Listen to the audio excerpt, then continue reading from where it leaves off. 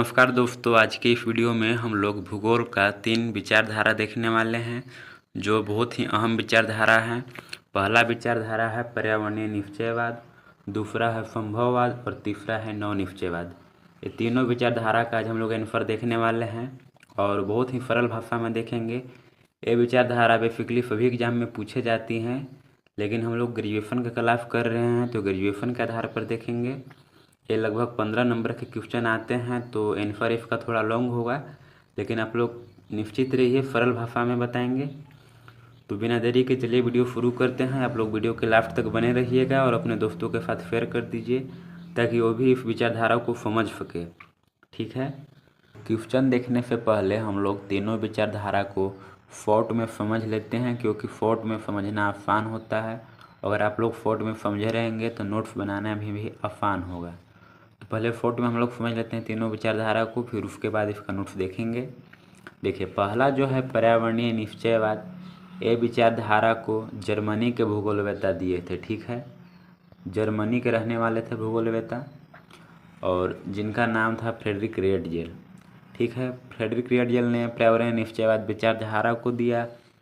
इस विचारधारा का ये मेन मकसद है कि मानव जो है प्रकृति का गुलाम है, वे अपने आप को प्रकृति के अनुसार ढालने के लिए बाध्य है। मतलब वो प्रकृति में चेंजेस नहीं कर सकता है, प्रकृति अपने अनुसार मानव को चलाती है। ठीक है, बस सीधा सा मतलब इसका यही है। इसका लॉन्ग आंसर आगे हम लोग देखेंगे।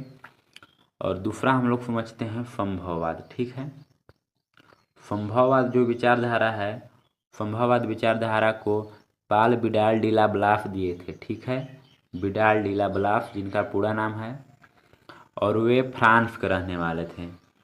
फ्रांस के रहने वाले वो भूगोलवेत्ता थे। और इस विचारधारा का मेन मकसद है, मतलब संभववाद विचारधारा का मेन मकसद है कि मानव प्रकृति का गुलाम नहीं है, वे अपने अनुसार प्रकृति में बदलाव कर सकता है। जैसे गर्मी लगने पे फैन चला सकता है या ठंड लगने पे गर्मी के लिए हीटर चला सकता है। मतलब मानव निर्मित संसाधनों का उपयोग करके अपने अनुसार चेंजेज कर सकता है प्रकृति में। ये संभववाद विचारधारा का मुख्य है। ठीक है, दूसरा भी समझ में आ गया। तीसरा विचारधारा है नव निश्चयवाद। ठीक है, नव निश्चयवाद विचारधारा को ग्रिफिथ टेलर ने दिए थे। टेलर महोदय जो थे वो ऑस्ट्रेलिया के रहने वाले थे। ऑस्ट्रेलिया में वो पढ़े बढ़े जन्मे, सब वहीं से थे। और यह विचारधारा का मुख्य धारणा यह है कि नव निश्चयवाद में बताया गया है कि मानव ना तो प्रकृति का गुलाम है और ना ही वे संभववाद के समक्ष है। मतलब वे ना तो गुलाम है और ना ही राजा है, मतलब दोनों में से कोई पक्ष को नहीं माने। नव निश्चयवाद का मतलब यही है। नव निश्चयवाद का एक और नाम है रुको और जाओ निश्चयवाद। मतलब वो बदलाव कर भी सकता है प्रकृति में, नहीं भी कर सकता है। ना ही तो प्रकृति का गुलाम है और ना ही वो अपने आप का राजा है, ये कुछ भी नहीं कर सकता है। ठीक है, तो ये तीनों विचारधारा को शॉर्ट में हम लोग समझ लिए। अब चलिए लॉन्ग देखते हैं। ठीक है, तो चलिए पहला क्वेश्चन देखते हैं, पर्यावरणीय निश्चयवाद से आप क्या समझते हैं। उत्तर देखते हैं, पर्यावरणीय निश्चयवाद या पर्यावरणीय नियतिवाद दोनों एक ही विचारधारा का नाम है, आप लोग कन्फ्यूज मत होइएगा। पर्यावरणीय निश्चयवाद अथवा पर्यावरणीय नियतिवाद मानव भूगोल की एक प्रमुख विचारधारा है, जिसमें यह माना जाता है कि पर्यावरण ही किसी क्षेत्र के मानव एवं समाज की भौतिक और बौद्धिक अभिलक्षणों को निर्धारित करता है। ठीक है, मानव पर्यावरण संबंधों के इस पर्यावरणीय निश्चयवादी दृष्टिकोण के अनुसार मानव जीवन के सभी पक्षों पर भौतिक पर्यावरण का प्रभाव पड़ता है। अर्थात पृथ्वी तल पर मानव के व्यवहार प्रारूप के निर्धारण में प्राकृतिक पर्यावरण की मुख्य भूमिका होती है। मतलब कहने का मतलब यह है कि पृथ्वी तल पर मानव के व्यवहार, मतलब मानव का जो भी व्यवहार होता है वो प्राकृतिक पर्यावरण की मुख्य भूमिका होती है, मतलब प्रकृति में निर्धारित होती है। ठीक है, आगे देखते हैं। पर्यावरणीय निश्चयवाद का विकास जर्मनी से माना जाता है, जिसके जनक फ्रेडरिक रेटजेल थे। ये 1 नंबर का भी क्वेश्चन आ सकता है। उनके अनुसार प्राकृतिक वातावरण के तत्वों जैसे धरातल के बनावट, जलवायु, वनस्पति आदि में मानव के मध्य जटिल संबंध पाए जाते हैं, जिसके अनुसार भूसतह पर जड़ एवं चेतन की भी स्वतंत्र इकाई नहीं है। ये सभी एक दूसरे से किसी न किसी रूप में संबंधित हैं। इसी आधार पर रेडियल ने पार्थिव एकता के सिद्धांत की विवेचना की है। देखिए, पार्थिव एकता की सिद्धांत किसने दिया? तो फ्रेडरिक रेडियल ने। ये भी 1 नंबर का क्वेश्चन बन सकता है। आप लोग 1 नंबर का भी क्वेश्चन देखते चलिए। ठीक है। पर्यावरणीय निश्चयवाद के विचारधारा की पुष्टि करते हुए कार्ल रिटर ने बताया है कि भौतिक पर्यावरण मानवीय क्रियाओं को सीमाबद्ध करता है। उन्होंने मानव पर प्रभाव डालने वाली प्राकृतिक शक्तियों में जलवायु को सर्वाधिक महत्वपूर्ण माना है। जलवायु को सर्वाधिक शक्तिशाली कौन माना है? कार्ल रिटर ने। ठीक है। हमबोल्ट ने अपनी विचारधारा को जलवायु तथा प्राकृतिक वनस्पति से संबंध स्थापित कर स्पष्ट किया तथा प्राकृतिक शक्तियों को मानवीय शक्तियों से अधिक शक्तिशाली माना है। यहाँ समझने वाली ये बात है कि हमबोल्ट जी ने क्या बताया है? जलवायु तथा प्राकृतिक वनस्पति से संबंध स्थापित कर स्पष्ट किया तथा प्राकृतिक शक्तियों को मानवीय शक्तियों से अधिक शक्तिशाली माना है। मतलब प्राकृतिक शक्ति मानव की शक्ति से ज़्यादा बलशाली है। ठीक है। उसने अपने ग्रंथ कॉस्मोस में बताया है कि भौगोलिक विश्लेषण का अंतिम लक्ष्य असंख्य प्राकृतिक दृश्यों के मध्य एकता को दृष्टिगत करना है। कॉस्मोस पुस्तक है एक, ये हमबोल्ट ने लिखे हैं। 1 नंबर का क्वेश्चन आ सकता है, याद रखिएगा। प्राकृतिक निश्चयवाद के सिद्धांत को कार्ल रिटर और हमबोल्ट के पश्चात चार्ल्स डार्विन की पुस्तक जीव की उत्पत्ति, जिसको ओरिजिन ऑफ स्पीसीज कहते हैं, में भी यह बताया गया है कि जीव की विकास और पर्यावरण में घनिष्ठ संबंध है। डार्विन के विचारों से प्रभावित होकर जर्मनी के प्रसिद्ध जीव विज्ञानी हिकल ने मानव पर्यावरण सह संबंधों की दिशा में आधारभूत विचार व्यक्त करते हुए पर्यावरण तत्वों को महत्व प्रदान किया। प्रसिद्ध भूगोलवेत्ता डेमोलिनस ने अपने ग्रंथ सामाजिक भूगोल में पर्यावरणीय शक्तियों को सर्वाधिक महत्व देते हुए समाज को पर्यावरण की उपज बताया। उनके अनुसार समाज का निर्माण पर्यावरण द्वारा होता है। किनके अनुसार? डेमोलिनस के अनुसार। ठीक है। पर्यावरण की संकल्पना को स्पष्ट करते हुए स्टेबो ने लिखा कि रोम साम्राज्य की संपन्नता का कारण इटली के अनुकूल जलवायु रही है। 16वीं सदी में बोदिन ने बताया कि शीत प्रदेशों के निवासी पशुवत, निर्दयी और साहसी होते हैं, जबकि गर्म प्रदेशों के निवासी प्रतिरोधी, कुटिल लेकिन सच और झूठ में अंतर कर सकने वाले होते हैं। इस प्रकार पर्यावरण का प्रभाव मानवीय क्रियाकलापों से ऊपर उसकी मानसिक तथा बौद्धिक दशाओं व आदतों को भी नियंत्रित करता है। शीतोष्ण प्रदेशों के निवासी शीत प्रदेश के निवासियों की अपेक्षा अधिक विद्वान तथा गर्म प्रदेशों के निवासियों की अपेक्षा अधिक शक्तिशाली होती हैं। एक इनका कहना है, बोदिन का। ठीक है। अरस्तु के अनुसार शीत प्रदेशों में निवास करने वाले निवासी साहसी और उष्ण प्रदेशों में निवास करने वाले निवासी आलसी और डरपोक होते हैं। ये अरस्तु का विचारधारा है। शीत प्रदेशों के निवासी हमेशा शासक होते हैं और उष्ण प्रदेश के निवासी शासित होते हैं। इसी कारण नियति प्रकृति द्वारा शोषित एवं शासक वर्गों का निर्धारण होता है। आगे देखते हैं। मध्य युगीन चिंतकों में बोल्डिंग मोंटेस्क्यू ने बताया कि मानवीय अधिवास और उसके क्रियाकलाप का निर्धारण भौतिक कारक जैसे जलवायु, उच्चावच और मृदा के द्वारा निर्धारित होता है। मोंटेस्क्यू ने यहाँ तक बताया कि पर्यावरण से संस्कृति भी निर्धारित होती है। निश्चयवादी विचारधारा के विकास में अरब भूगोलवेत्ता अल-मसूदी ने उत्तर भारत का अध्ययन करके बताया था कि जहाँ पर पर्याप्त मात्रा में भूमिगत जल स्तर उपलब्ध हो, वहाँ के लोग हमेशा प्रसन्नचित्त और विनोदपूर्ण होते हैं, जबकि शुष्क प्रदेश के निवासी काफ़ी असंतुलित होते हैं। पर्यावरणीय निश्चयवाद की संकल्पना 1911 ईस्वी में चरमोत्कर्ष पर पहुंची, जब भूगोलवेत्ता एलन चर्चिल सेम्पल ने अपनी पुस्तक भौगोलिक वातावरण के प्रभाव का प्रकाशन किया। सेम्पल के अनुसार मानव भूतल की उपज है। इसका तात्पर्य यह नहीं कि वह पृथ्वी की संतान है, परंतु पृथ्वी ने उसे जननी की तरह पाला है, उसके लिए कार्य निर्धारित किए हैं, उसके चिंतन को निर्देशित किया है, उसके सम्मुख कठिनाइयाँ प्रस्तुत की है, जिससे उसमें दृढ़ता आई और बुद्धि कुशाग्र हुई। उसने अपने ग्रंथ में परिवेश के एक एक तत्व व्यवस्थित रूप से एवं प्रमुख सामाजिक एवं मानव विकास के विविध तत्वों को लेकर सभी दृष्टियों से उन्हें परिवेश या प्राकृतिक नियंत्रित बताने का प्रयास किया। ठीक है। पर्वतीय प्रदेशों में परिवेश के प्रभाव को समझाते हुए उन्होंने यह विश्वास प्रकट किया कि पर्वतों के निवासी रूढ़िवादी होते हैं क्योंकि वहाँ बाहरी परिवेश का प्रभाव नगण्य रहता है, अतः वह सभी नवीनताओं का विरोध रहता है। दूसरी ओर मैदानवासी चपल और उत्साही होते हैं।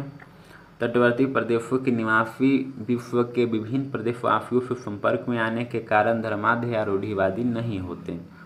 उन्होंने परिवेश के तत्वों एवं उनके प्रभावों को समझने के लिए जलवायु को विशेष स्थान दिया है। मानव की आदतों, व्यवहार एवं स्वभाव का मुख्य कारण उन्होंने जलवायु माना तथा प्रजाति के विकास में जलवायु को सबसे महत्वपूर्ण माना।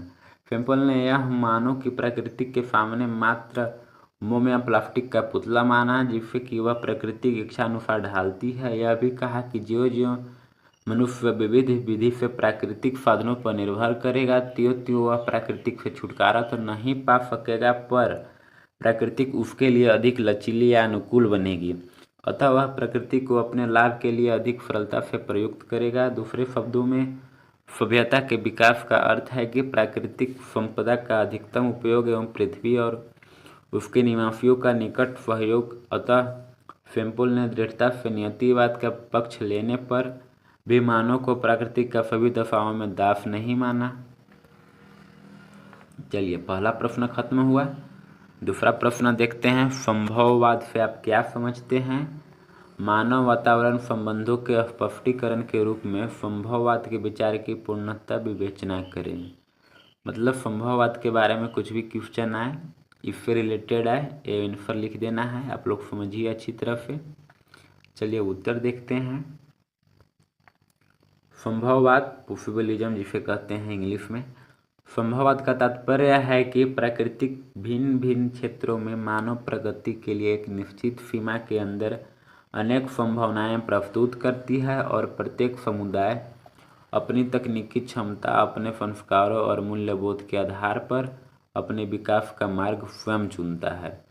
अतः एक ही प्रकार के वातावरण में भिन्न भिन्न समुदाय स्थानीय संसाधनों का उपयोग भिन्न भिन्न प्रकार से करते हुए सर्वथा नए प्रकारों के विदृश्य का निर्माण करते हैं। रेडजेल की यह विचारधारा कि मानव भूगोल के अध्ययन में देशांतर की भूमिका महत्वपूर्ण है, क्योंकि भिन्न भिन्न समुदाय एक स्थान से दूसरे स्थान के लिए प्रस्थान करते हैं। समय अपने सांस्कृतिक मूल्यबोध, अपनी स्मृतियाँ तथा अपनी तकनीक साथ ले जाते हैं। ब्लाफ द्वारा प्रतिपादित संभववाद की आधारभूत मान्यता थी भौगोलिक अध्ययन में मानव और प्राकृतिक दोनों एक साथ समावेश में ब्लाफ को कोई विरोधाभास नहीं दिखाई दिया।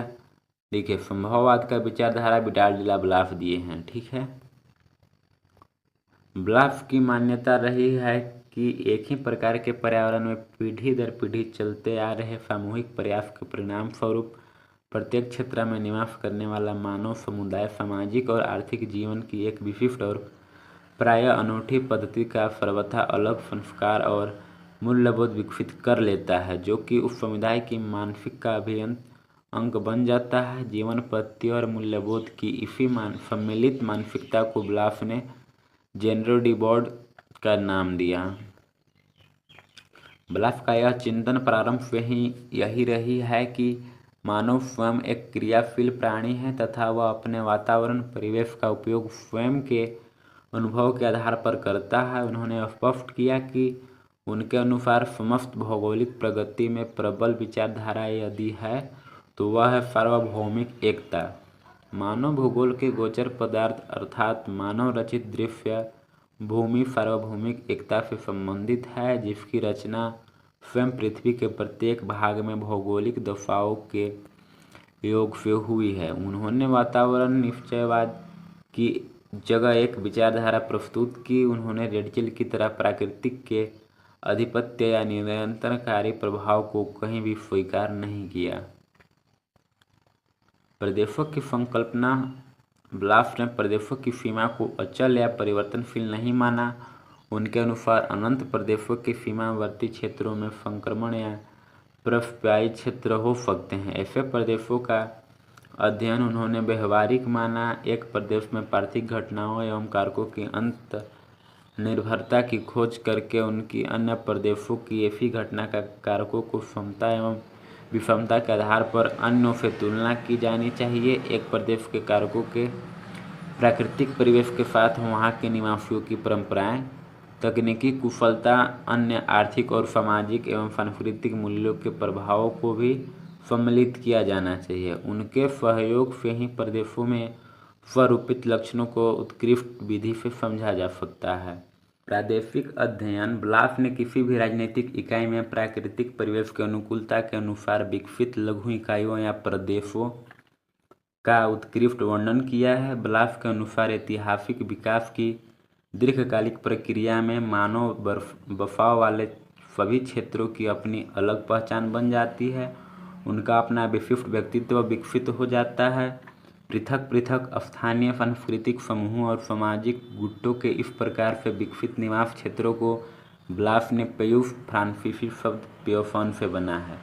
प्यूज फ्रांसीसी शब्द पियोफॉन से बना है, अर्थ है ग्रामीण भूदृश्य। ठीक है, का नाम दिया, प्यूज का नाम दिया। उसके अनुसार इन छोटी छोटी क्षेत्रीय भूदृश्य वाली इकाइयों का सूक्ष्म विश्लेषण ही भौगोलिक अध्ययन का मुख्य कार्य है। इस प्रकार का अध्ययन भूगोल को शास्त्रीय पहचान देता है। उन्होंने ऐसे अध्ययन की आवश्यकता क्षेत्र के भौतिक, ऐतिहासिक एवं आर्थिक तथ्यों का विकास, उनके संबंध और अनंतर निर्भरता का स्वरूप एवं उसमें आने वाले परिवर्तन को समझाने के लिए आवश्यक माना।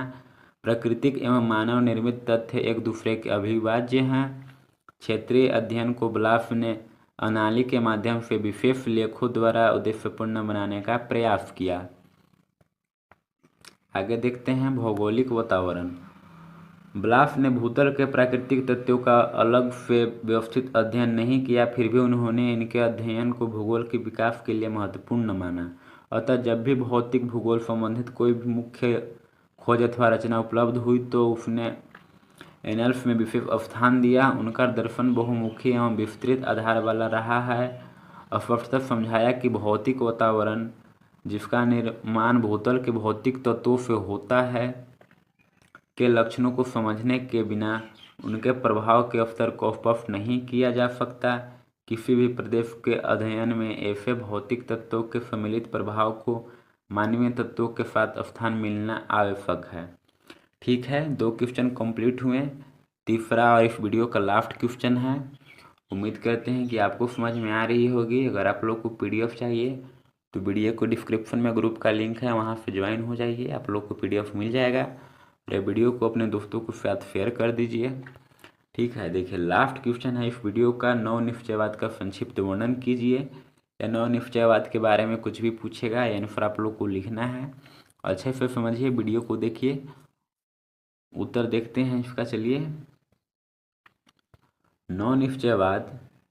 नवनिश्चयवाद की अवधारणा ग्रिफिथ टेलर ने प्रस्तुत की थी। उन्होंने नियतिवाद और संभववाद के बीच का रास्ता अपनाया।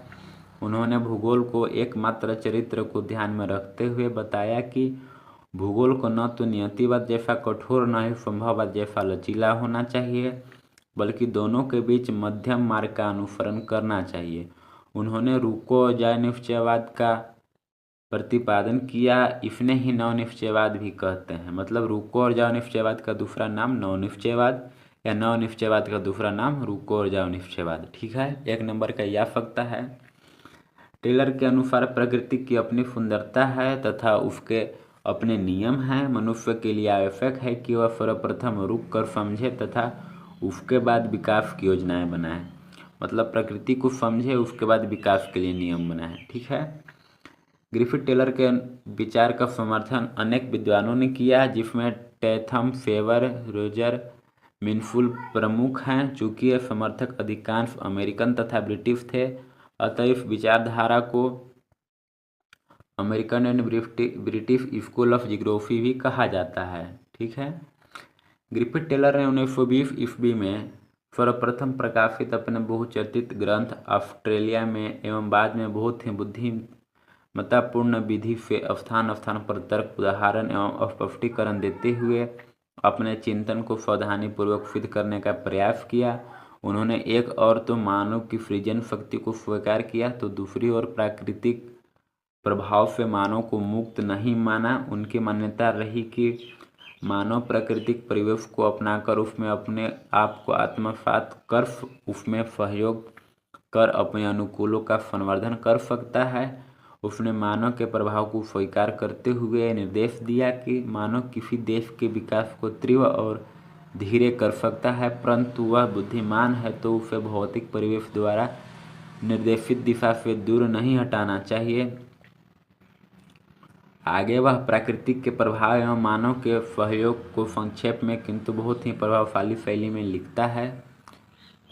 मनुष्य एक महानगर के चौराहे पर संचालक की भांति है, जो प्रवाह गति में परिवर्तन तो कर सकता है परंतु उसकी दिशा नहीं बदल सकता। ये किसने कहे? ग्रिफिथ टेलर ने। ठीक है। भूगोलवेत्ता OH स्पेट ने 1953 में प्रकाशित पुस्तक कंपास ऑफ जियोग्राफी में टेलर के नव निश्चयवाद के मध्यम मार्ग को प्रसन्नभाववाद का नाम दिया। उनके अनुसार प्राकृतिक वातावरण में अनेक संभावनाएं उपस्थित रहती है। मनुष्य इनमें से वैसे ही संभावनाओं का चयन करता है जो अपेक्षाकृत उसके लिए अधिक संभाव्य रहती है। गैर मानवीय वातावरण के अंतर्गत प्रोफेसर स्टेप ने स्थल रूपी जलवायु, मिट्टियों, नदियों के अलावा खेतों, इमारतों, नहरों, सड़कों, रेलमार्ग एवं मशीनों को भी रखा है। कार्ल फावर ने भी 1947 में प्रकाशित पुस्तक कल्चरल जियोग्राफी में आधुनिक युग के निश्चयवाद प्रेजेंट डे डिटरमिनिज्म का समर्थन करते हुए कहा कि प्रकृति एवं मानव के बीच समायोजन की भी प्रधानता होनी चाहिए। अंततः निष्कर्ष के तौर पर हम कह सकते हैं कि नव निश्चयवाद की संकल्पना अपेक्षाकृत ज़्यादा व्यवहारिक है, क्योंकि इसके तत्व प्राकृतिक एवं मानव को एक दूसरे का शत्रु नहीं अपितु पूरक माना गया है। अर्थात मानवीय प्रगति एवं संपन्नता प्रकृति के साथ सहयोग एवं सहकार से ही विकसित हो सकती है, प्रकृति का विरोध करके नहीं। ठीक है। तो इस तरह से हम लोग तीनों क्वेश्चन को देखे और समझे। अगर आप लोग वीडियो नहीं समझ पाए होंगे तो वीडियो को दोबारा देखिए, तिबारा देखिए, लेकिन वीडियो को अच्छे तरह से समझिए, क्योंकि क्वेश्चन लंबा एग्जाम में पूछी जाती है, इसलिए हमने लंबा आंसर बनाया है। आप लोग अगर पहली बार मेरे यूट्यूब चैनल पर आए हैं तो प्लीज़ यूट्यूब चैनल को सब्सक्राइब कर दीजिए। मेरा यूट्यूब चैनल का नेम है, और वीडियो को अपने दोस्तों के साथ शेयर कर दीजिए। तब तक के लिए थैंक यू। मिलते हैं नेक्स्ट वीडियो में।